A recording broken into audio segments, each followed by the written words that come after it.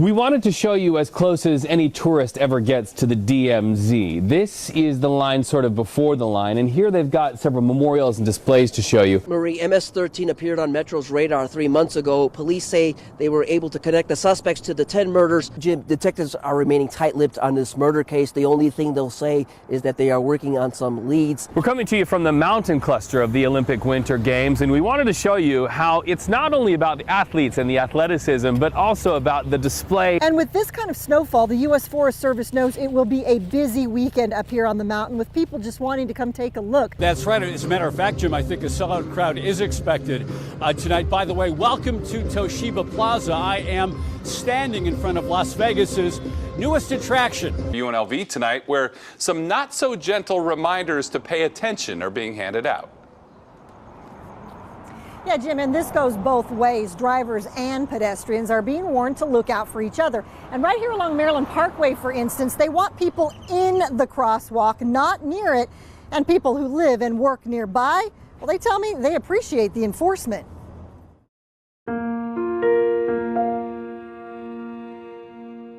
To be alive on a beach, to take your shoes off and walk on ancient sands, to look up and imagine flight.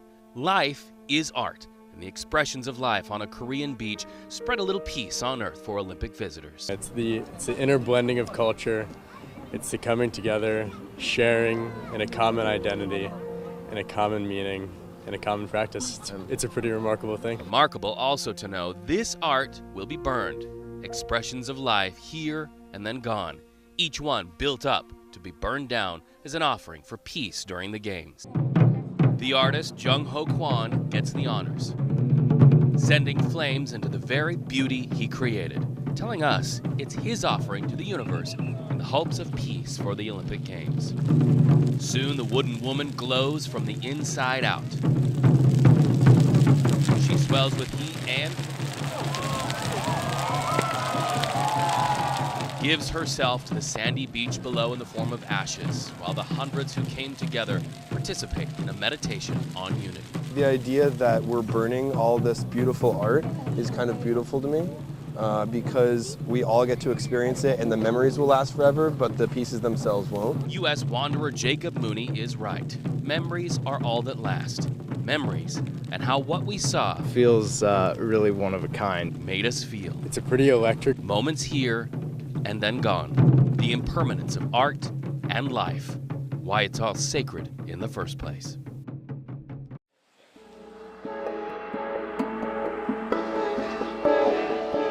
These faces I like everything fish. have been here before. Very long time. They're here wearing the expressions of their ancestors who, like them for hundreds of years, harvested the waters to neatly lay out fish for sale day after day. Their relationship with the water is a symbol of the trust of the Olympic Games. Nature will provide. People will connect. Life is beautiful. Welcome to Olympic. And welcome to Korea. Tahi Lee tells me she's a child of North Korea. And here, where a tire rim holds hot coals to warm tea, people haven't forgotten what it is to know a stranger and honor a regular customer.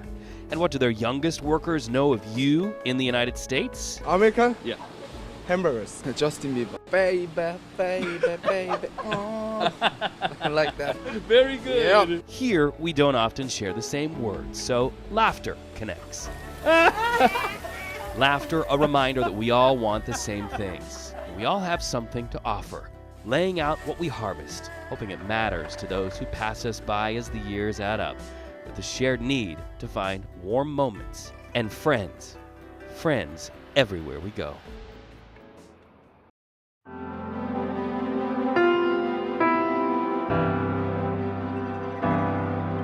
Words really are not enough. Our nation honors her sons and daughters When you think about the thousands who answered the call to defend a country they never knew thousands who gave their lives for strangers. and a people they never met. These are their names.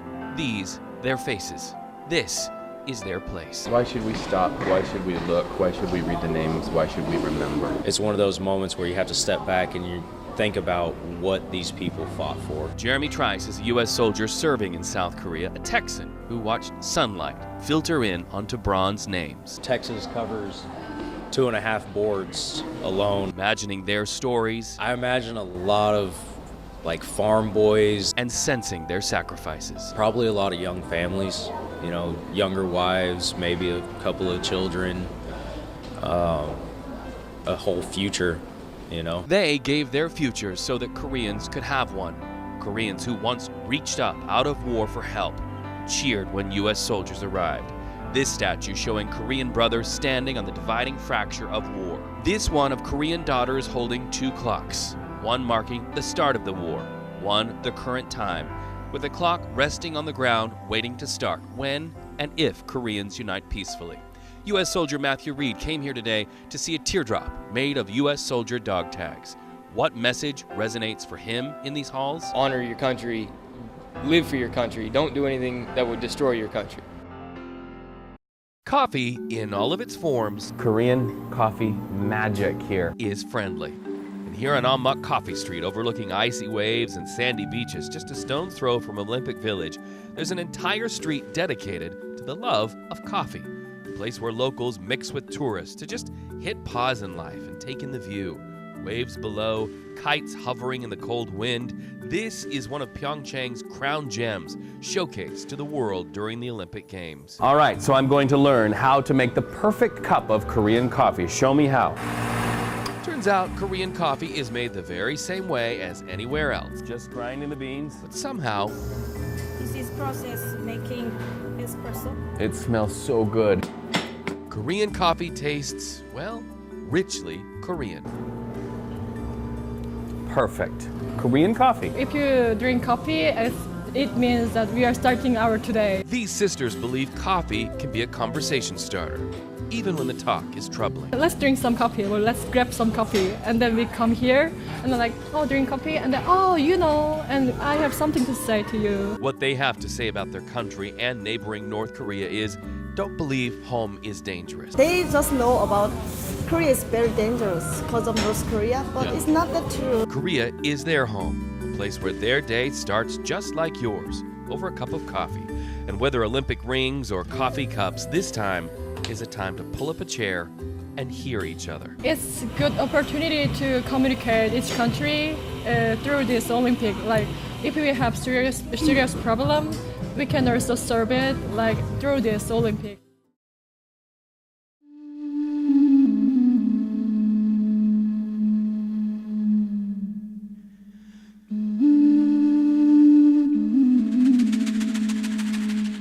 They're there. Colby Eggy knows it's a special sight. Just fighting in the grass field right now, just playing around. Watching the herd of elk who've made their home near Cold Creek, just an hour north of Las Vegas, another side of what Nevada has to offer. It's awesome. That's why a lot of people have moved up here, just to be in the outdoors. But while Eggy is an avid hunter and guide, these animals are perfectly safe, even wandering into a neighbor's horse corral. There's no shooting here, and Eggy has a few choice words. They're criminals, For people who can't follow the rules. I wouldn't even consider poachers hunters. They don't understand what they're doing. It's always frustrating. And Game Warden Jessup Bowden with the Nevada Department of Wildlife couldn't agree more. Poaching is the unlawful taking of wildlife. So that means taking anything out of season without the proper licenses or tags. And it ranges anything from reptiles and small birds to big game. Last fall, 8 mule deer were found shot to death in the mountains near Pahrump. Bucks and does killed over a 3-week period and left to rot in the sun. There's a rope for that stuff, A crime that sparks plenty of anger. Those are your worst offenders, or we call them thrill killers. But so far, no arrests. And with just 32 game wardens to cover the entire state. How's it going today, guys? Resources are stretched thin. Checking licenses and shotguns, part of the job. If you divide the state up, we cover approximately 3,000 square miles apiece. On this day, Bowden's area is Alamo, Nevada, a small town that not only welcomes hunters, but relies on the money they spend. Matt Martin has lived here nearly 17 years. You got to respect the animals. And says poaching gives legal hunters a bad name. We don't want that out here, so with the locals, we're kind of protective of our property and our land out here. Truth be told, game wardens don't really know how big the problem of poaching is here in Nevada, but according to one national study, only about 1 to 5% of poached animals are ever found. which is why tips from the public are so important. The place to call, Operation Game Thief, 1-800-992-3030. Rewards are offered. If you see something, you say something, you know. And depending on the species, fines can range from a few $100s up to $30,000. Taking big game out of season is a felony. Every time that a big game animal's taken that possibly could have been harvested by a legal hunter that has appropriate tags. Unfortunately, Bowden says the problem might be getting worse. Last month, discovering what he calls an alarming increase in illegally killed waterfowl. More than a dozen birds, including 5 swans and 2 pelicans near Alamo and Overton. A crime, he says, that simply makes no sense. For now, he'll keep watch.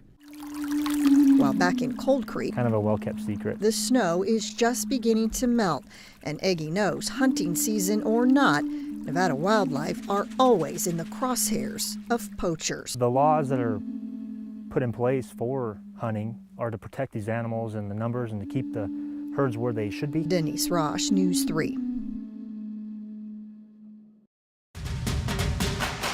Lauer and Cotby,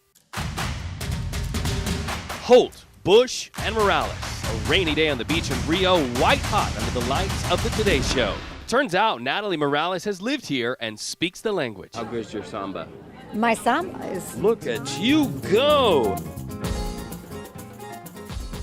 Guest Friday, Olympians Tara Lipinski and Johnny Weir. And, of course, Johnny Weir's hair. Johnny Weir, any explanation for the hair?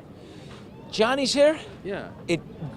It's about a 4.5-hour process. We're not to be outdone by gold medalist Ryan Lochte, who got in a competition with me for whose hair is the most real silver. All right, so yours manufactured, mine real. He kind of went a little silver just for a laugh, and the pool has turned it into green, and now I'm seeing some magenta growing out of the back. But he has the gold. Lochte loose after finishing his events, while Matt Lauer and Hoda Kotb waxed philosophical on a rainy day. Why do we need these champion stories? You know, they call the theme for these games is a new world. And throughout all the Olympics I've had a chance to cover, it's always been about bringing people together and kind of pushing away our differences. If you've been watching TV, there are some times in your life where you say, boy, I need hope. Someone give me hope. And all you have to do is turn on almost any Olympic event. NBC Nightly's Lester Holt agreeing with others at NBC that the games represent a kind of global exhale. It's been a really, really rough period of news, you know, from attacks and police being shot at, and you know, we're going through a very contentious political cycle right now. I think a lot of us, we're kind of looking forward to a breather. You could be having the worst day ever, and you flip on the TV and you go, oh my gosh, you watched someone's life change. And with those changes, tears, even from hardened reporters. We're the biggest softies you can imagine. I mean, we cry every time the national anthem plays. There are places in this world that call to you. Places where sounds echo the sights. Here at Sugarloaf Mountain, where cars full of tourists ride a single cable on wheels, the cares of the earth stay where heavy things belong, on the ground. You never let me down before. It's a feeling of exhilaration for me. I totally love flying and coming up on a cable car. It feels secure yet free. Valina Spencer is one of 500,000 tourists who will step off a swinging cable car onto a platform visiting places like this one. Spencer says, up here, you find yourself opened. Birds fly as the moon looks close enough to touch. People in love share a kiss high on life. Give me more. Bring me more friends, more peace, more time in all of the parts of the world that just bring me the joy that I love. The heart of the city, the heart of the people, you can feel the vibe of Brazil coming up the mountain. The vibe, though, tempered. Armed guards on the platform as the famed Christ the Redeemer looms large behind them. Security cameras watching every move of everyone going to the top. Still, though, visitors like Stedman Lee say the world needs the Olympics and the message of the games. It brings unity, it brings countries together. It shows you that we can all get along if we just work on coming together and putting our differences aside. Brazilians say people are different on descent, having caught a glimpse of things bigger and awe-inspiring. Just the way you are. being on top of this mountain, you just see God's grace and what he's able to create, and it's beyond amazing.